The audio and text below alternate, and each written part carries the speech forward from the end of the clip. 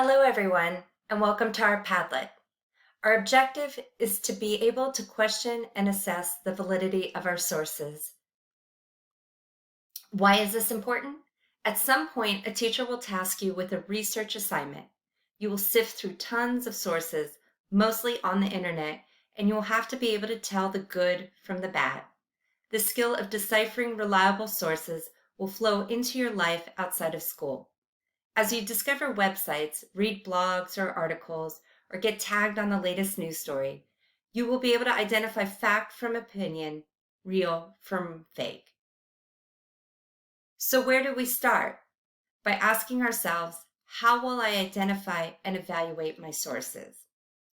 When searching online, we are bombarded by hundreds of thousands of results. This infographic gives us tips and tricks on how to make your search more precise. Some helpful shortcut keys and tips on using Google Scholar and your library website.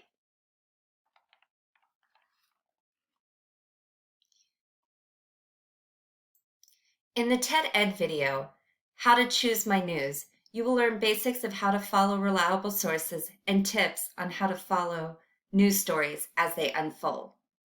So how do we spot the fake news though?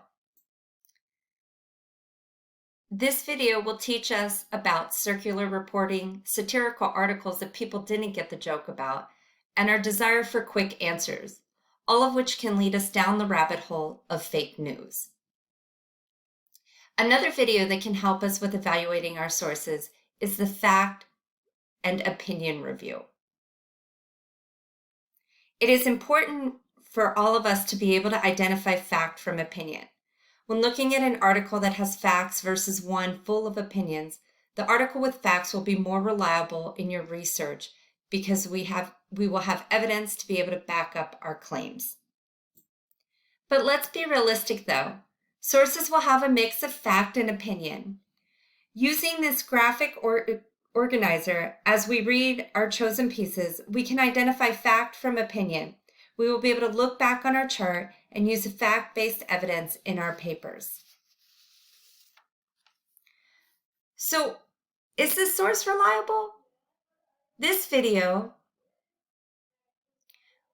will take us through the 5 questions to ask ourselves about our sources. It is affectionately referred to as the CRAP test, an acronym we won't forget. Let's put these strategies to the test.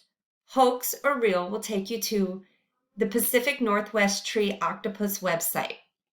Using the online CRAP test generator below, we will be able to answer the questions to figure out if the website is a hoax or real. Is it reliable or not? Another type of quick evaluation is the CARS checklist. Answering the quick yes or no questions will let us know if the website we have discovered can be trusted. Finally, if we're still perplexed by a source despite all of our checklists and knowledge, we can always submit a source to factcheck.org. They have a long list of current social media posts that they have debunked and offer explanations too. If you can't find yours in this list, you can always go up here to ask them to fact check for you. Wow. While it may seem like a lot of information, we are now armed with the tools to be able to identify reliable and unreliable sources. A skill that will carry us not only through school, but in life as well.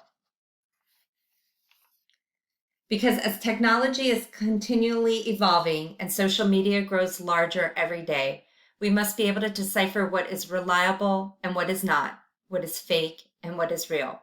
We must continually be the detectives of what we read.